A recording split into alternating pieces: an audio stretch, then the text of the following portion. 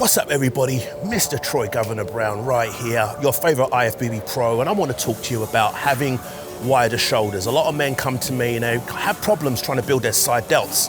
I basically believe that you don't necessarily have to be proficient at shoulder pressing, you have to be more proficient at doing side laterals.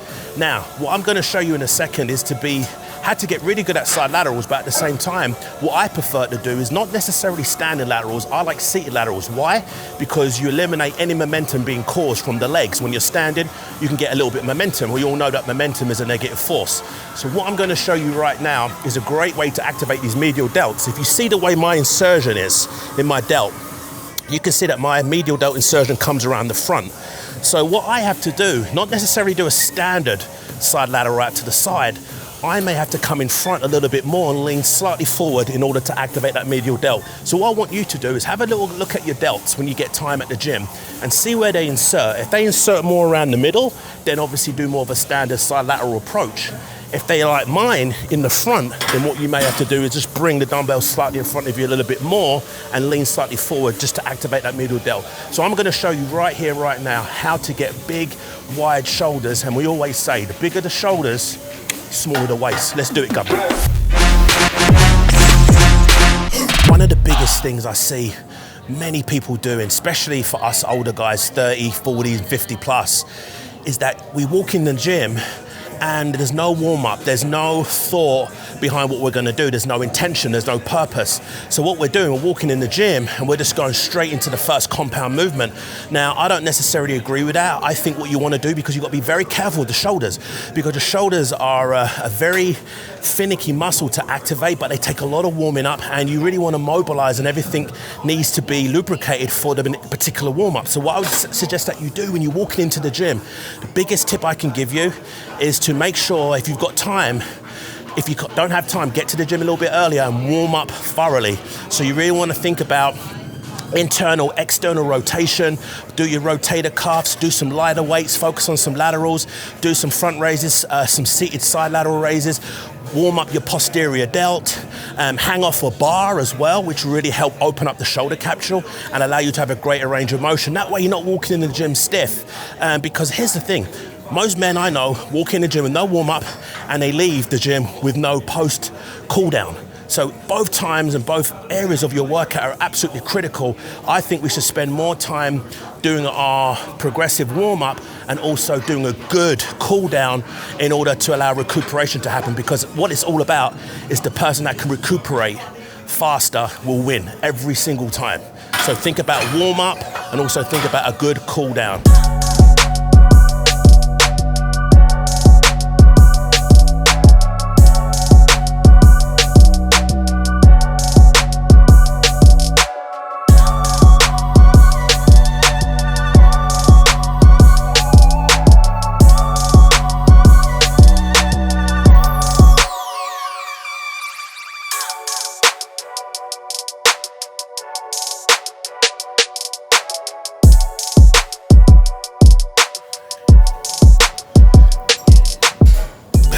For so many years, what I used to do is go out standard approach, and I used to lean forward and get a little bit of momentum. What I realize now is, as I've gotten older, and this is perfect for you guys that are in your 30s, 40s, 50s and 60s, is maybe drop the weight a little bit more and stop using momentum. Because as I mentioned before already, momentum is a negative force. We don't want to use that. So what I try and do is really try and lock myself in position. I brace my core and I lean slightly forward, because for years, I always did it coming out to the side. Now what I've realized now, just from study and a little bit more research and looking at my mechanics a little bit more, now that I'm not as strong, I want to get more bang for my buck in the gym, and I want to make sure that I'm doing these movements safely, correctly, and that way I'm actually hitting the target muscle, because I don't want you to go in the gym and waste your time swinging dumbbells around when you're not really getting much from it. So if it means that you've got to drop the ego a little bit and go a little bit lighter, I would suggest that you do it, because at the end of the day, we all want wider shoulders. And I've always said it's how you lift the movement, not necessarily how many repetitions. And as Lee Haney said many moons ago, focus on quality, not quantity. All right, so I'm going to show you another set.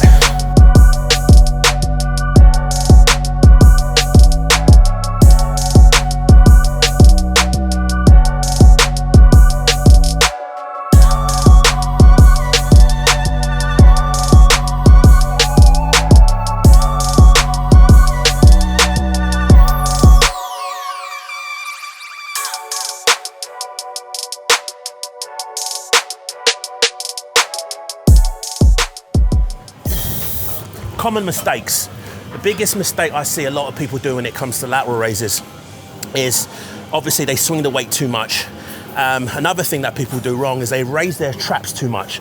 There's too much movement in the trap. What you want to try and do when you're getting, if you want an effective lateral raise, is think about keeping the shoulder, the trap, completely neutral. You don't want any movement in this shoulder whatsoever, and you don't want to be hunching. So keep your traps out of the movement.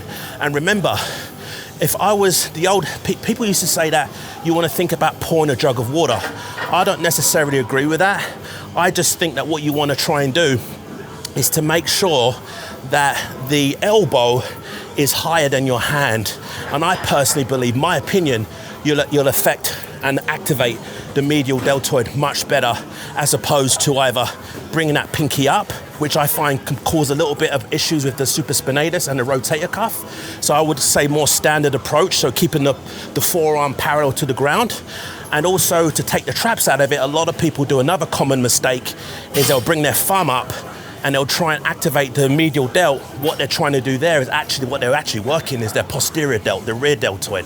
So we don't want that. So it's all about, again, I'm afraid to say it, yes, you want to challenge the muscle. And as we always say, it gets used a lot, this term, right? Mind-muscle connection. But honestly, if you can't feel the medial delt, something's wrong. You need to look at breaking the movement down again, start from scratch, drop the weight, drop the ego. And I guarantee if you do that and do your laterals first in the beginning. One thing I learned from Dorian Yates years ago, he told me, because I'm not a naturally wide guy when I was competing, I was very thick, but I wasn't wide. So he always said to me, think about getting proficient at lateral raises as opposed to shoulder presses. So if I can give you any advice, especially for us older guys, is if you really want wider the shoulders, smaller the waist, get really good at your lateral raises. And at the end, I would suggest what I've always done, just for safety and injury purposes, is to do your pressing at the end of your workout. Do all your laterals first. So you want to work your medial, anterior, posterior, and then you can do your big compound movements at the end. Don't worry if you're weaker though. Don't worry about the weight. If you've effectively isolated those anterior, medial, and posterior, doesn't matter what weight you use at that point, all right? So it's all about training hard, challenge the muscle, but again, also train smart as well.